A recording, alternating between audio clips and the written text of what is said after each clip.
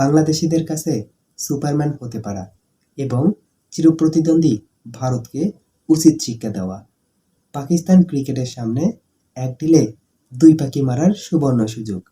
এটাই পাকিস্তান ক্রিকেটের সবথেকে বড় সুযোগ। বাংলাদেশ ভারতের মাটিতে বিশ্বকাপ খেলতে যাবে না।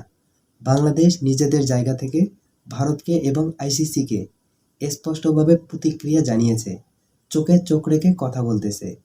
যদি কিনা পাকিস্তান বাংলাদেশের পক্ষ নিয়ে এবারের বিশ্বকাপ বয়কট করে, তাহলেই ভারত এবং আইসিসির সকল পরিকল্পনা নষ্ট হয়ে যাবে এবং ভারত প্রচণ্ড চাপে পড়বে।